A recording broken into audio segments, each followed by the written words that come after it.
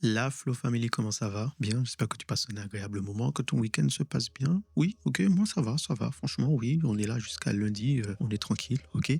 Donc, commencer la vidéo, hein. Mais avant de commencer la vidéo, je tiens à préciser deux choses. Premièrement, un remerciement au poteau, là, on s'est rencontrés. Quand est-ce qu'on s'est vu? Je crois qu'on s'est vu jeudi, poteau, et tu m'as fait une remarque qui a été très, très utile pour moi, pour ma chaîne. Tu m'as dit qu'il serait peut-être temps que je fasse un peu plus attention à mon son, et ça tombe bien, j'ai fait une vidéo où je parle des différents micros que j'utilise, mais tu m'as fait la remarque que parfois le ton de ma voix était plus bas que la musique elle-même. Merci pour ça, merci pour ce retour. Donc j'espère avoir corrigé cela maintenant et que le son est meilleur. Donc à savoir l'erreur que j'avais faite, donc je donne l'erreur afin que pour vous, que vous puissiez pas faire la même, c'est que j'étais à moins 10 dB dans la configuration de mon boîtier que j'avais mis quand j'avais été faire un concert et que je n'avais pas de micro et mon boîtier était configuré en moins 10 dB, ce qui fait que quand je branchais un micro, tout de suite le micro prenait moins 10 dB et je n'avais jamais fait attention à ça. Donc voilà, j'espère que là c'est réglé, ça c'est fait. Et deuxième chose à savoir, c'est que la vidéo que vous êtes en train de voir, que je suis en train de faire, m'a été inspirée par un autre youtubeur qui s'appelle Nas R. Ok, j'ai vu sa vidéo, il a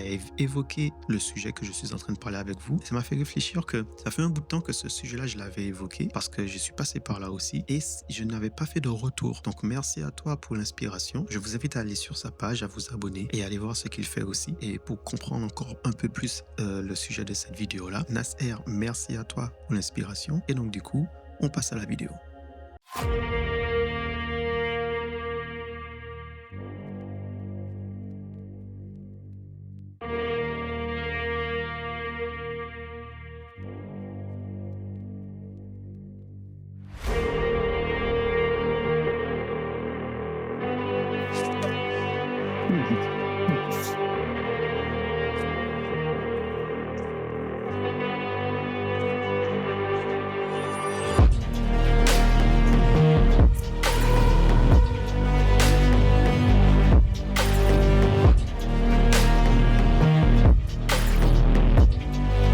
Voici 5 tips.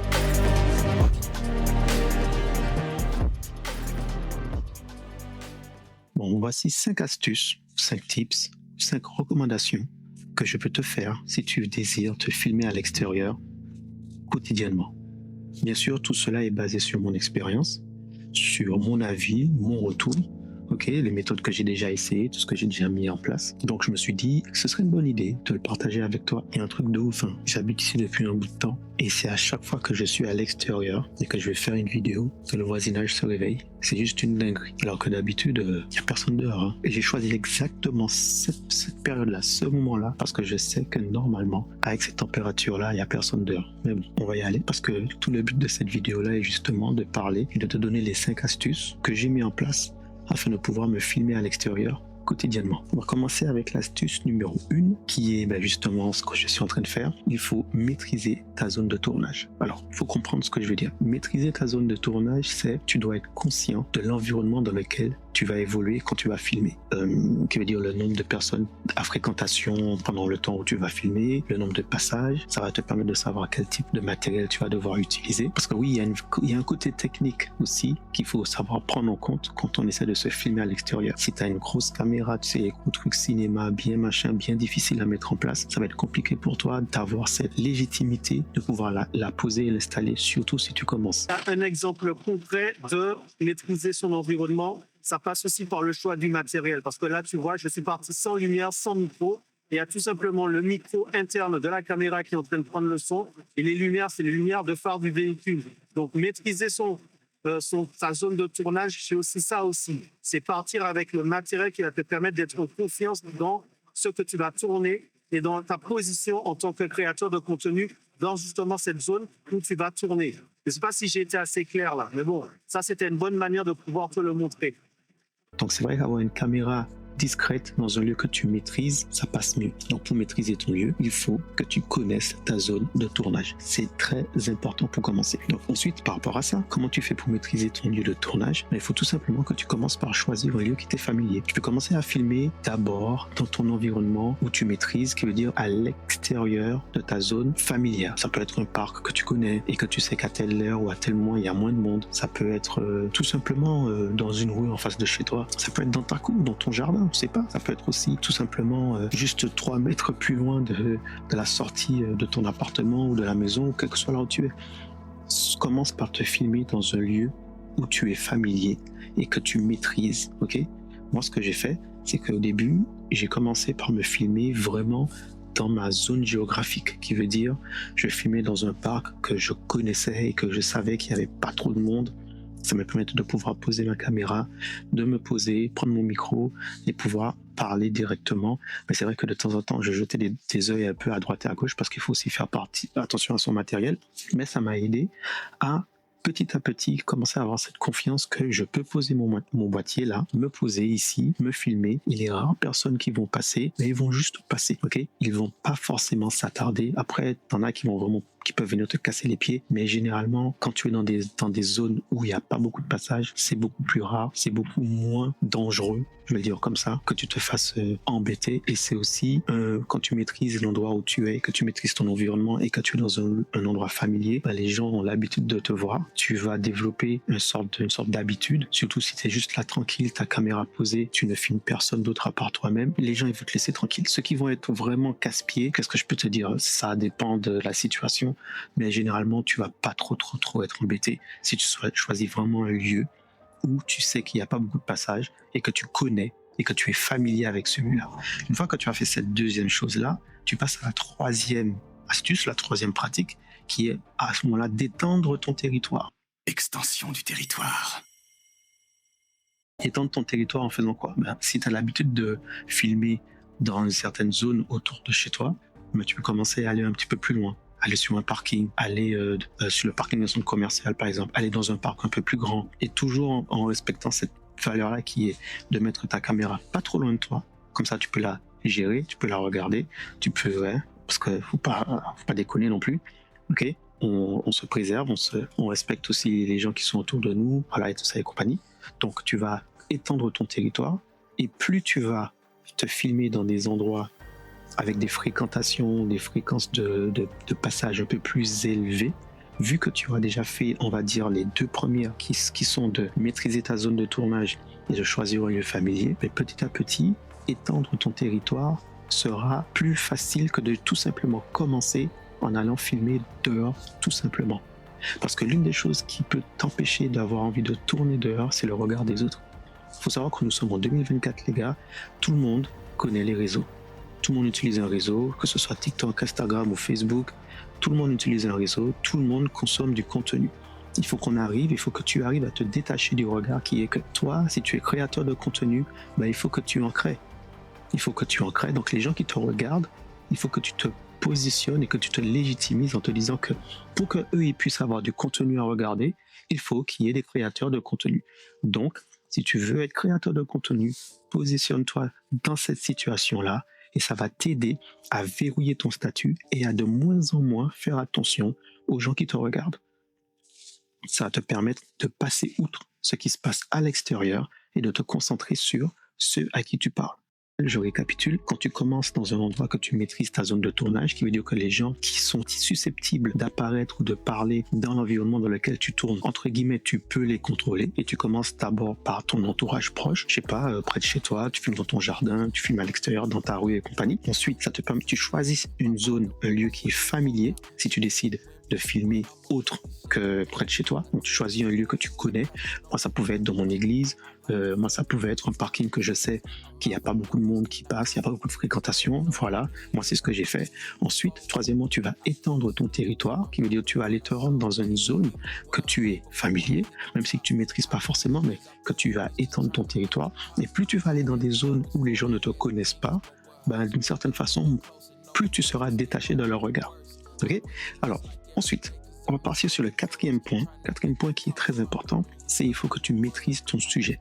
L'une des particularités qui t'empêche d'aller plus loin pour filmer à l'extérieur, c'est de ne pas savoir de ce que tu vas parler, donc de ne pas maîtriser ton sujet. Qui fait que quand tu parles, si éventuellement des gens vont t'entendre ou vont t'écouter, tu vas te dire que peut-être qu'ils se disent que ce que tu dis, c'est de la D. Peut-être que ce que tu dis, ils sont pas d'accord. Tu rentres tout de suite dans une sorte tu extrapoles et tu fais une projection sur oui, mais bon, on m'écoute parler, on m'entend, peut-être qu'on va dire que ce que je dis n'est pas bien et tout ça et compagnie. Non. Si tu maîtrises ton sujet, tu t'adresses directement à la caméra, comme si la caméra est une personne, un poteau à qui tu parles, avec qui tu échanges. Parce que toi, tu sais qui va regarder tes vidéos, mais eux, ils ne le savent pas. Et si ça se trouve, eux peuvent devenir des viewers de tes vidéos.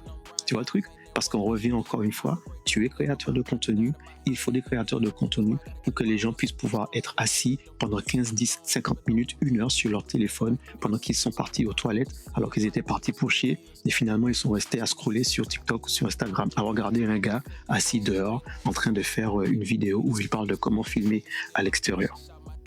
T'as capté le truc? Voilà, il faut maîtriser ton sujet. Donc, avant de juste sortir et de te dire « Ah, je vais filmer à tel endroit », il faut que tu saches si filmer, par exemple, dans une forêt ou si filmer dans la rue de Paris ou si filmer devant un centre commercial, ça va avec la storytelling, ça va avec ce que tu racontes. Ça va te permettre d'asseoir l'idée, d'asseoir ton dialogue et d'asseoir ta storytelling. Et ça te permettra d'être beaucoup plus confiant dans ce que tu fais et de pouvoir parler, ok, sachant qu'il y a quand même des gens autour de toi qui vont te regarder et qui vont t'écouter. Cinquième et dernier point, répète le process. Et c'est aussi simple que ça. Parce que qu'est-ce que ça va engendrer? Quand tu vas répéter le fait d'abord, avant d'aller tourner, il faut maîtriser ton environnement. Tu vas ensuite choisir un lieu familier. Tu vas étendre ton territoire. Tu maîtrises ton sujet. Qu'est-ce qui se passe? Le fait de répéter cela, tu vas avoir des résultats et ces résultats-là vont venir verrouiller la confiance dans ta position en tant que créateur de contenu. Donc au début, c'est normal que ce soit difficile pour toi de ne pas avoir tout de suite cette sensation de « je suis légitime dans ce que je fais » au regard des autres. Prends ton temps, prends patience avec toi-même, tu vas y arriver si tu continues et que tu appliques un process. C'est la répétition du process qui te permet d'avoir des résultats et ce résultat-là t'aide à t'améliorer et à verrouiller la confiance que tu as en toi. Ensuite, je peux te donner 2 petits tips, 2 petits bonus que tu peux utiliser pour t'aider justement à améliorer ta confiance en toi pour filmer à l'extérieur. Utilise un micro sans fil. Pourquoi? Parce que tu peux du coup poser ta caméra et ne pas avoir besoin de parler trop fort pour justement être en confiance avec ce que tu dis et ne pas que ça puisse limiter ta manière de parler. Si tu prends un micro et que tu mets sur la caméra et que tu as besoin de faire une prise de vue qui est assez loin et tu veux parler, tu vois, du coup, le fait que le micro soit loin, tu vas te dire bon, il faut que je parle fort et peut-être que parler fort, c'est une prise de parole en public à l'extérieur, tu n'es pas habitué. Alors que si tu prends un micro sans fil, et comme j'ai actuellement, ça te permet de pouvoir te déplacer dans ton image, dans ton cadre, dans ton plan, en gardant une voix assez neutre, pas neutre, pardon, je ne veux pas dire neutre, mais une voix assez basse, assez tranquille, comme une discussion, comme si vraiment la personne est à côté de toi et tu discutes, et ça évite que tu aies à hausser le ton, parce que potentiellement, tu n'es pas encore à l'aise à parler avec un certain volume en public à l'extérieur. Et en plus, ça permet à ce que tu ne déranges pas ceux qui sont autour de toi. Et le deuxième petit accessoire, deuxième petit tips que je peux te donner, c'est ce que je suis en train de faire actuellement. Donc tu peux te demander qu'est-ce qu'il faut avec une paire de lunettes la nuit, dehors et tout ça et compagnie. Mais en fait, la paire de lunettes, ça peut être un accessoire pour t'aider à mieux gérer le retour d'image. Comme tu as la paire de lunettes et généralement, quand on se filme à l'extérieur, on a tendance à vérifier si on est dans le cadre, si ça tourne. Voilà, on est encore sur le côté technique parce qu'on est seul. Quand on se filme seul à l'extérieur, ils te font un retour écran pour voir s'il n'y a pas de problème pendant que tu tournes, s'il y a toujours du son, si la caméra tourne bien, si tu n'es pas en focus, parce qu'il n'y a personne qui peut faire ça à ta place. Donc généralement, parfois, pendant que tu échanges, tes yeux vont aller sur ton écran externe, ton écran de retour. Porter les lunettes te permet justement de pouvoir faire ces petits check-ups sans que ton public, celui qui regarde, ne se détache de la communication et du dialogue que tu es en train d'avoir avec lui. Pendant que je suis en train de te parler, j'ai fait 3 ou 4 fois un check sur mon écran pour être sûr que tout va bien. Et petit à petit, tu prendras confiance et tu pourras, voilà, sur un long terme, de temps en temps, retirer les lunettes, les garder. Moi, ça m'aide beaucoup parce que quand je sais que je suis à l'extérieur et que je veux, ça permet d'une certaine façon de m'anonymiser, je ne sais pas si ça peut se dire, mais en utilisant les lunettes, je me rends anonyme, je me cache effectivement, c'est se cacher, mais c'est une sorte de protection visuelle. Et ça, mine de rien, ça décuple un peu plus ma confiance. Le fait que je porte les lunettes, je me dis, voilà, personne ne voit mes yeux, personne ne voit mon regard, je peux te parler directement, tout comme je peux moi me protéger mentalement en me disant, je vérifie ce qui se passe sur mon écran, mais ça te permet, toi, de ne pas être décroché. Tu ne sais pas si je te regarde, tu ne sais pas si je te regarde pas. Donc, considère que je te regarde. Voilà, au lieu de dire oui, mais il faut lever les lunettes, tu regardes pas. Non, non, non.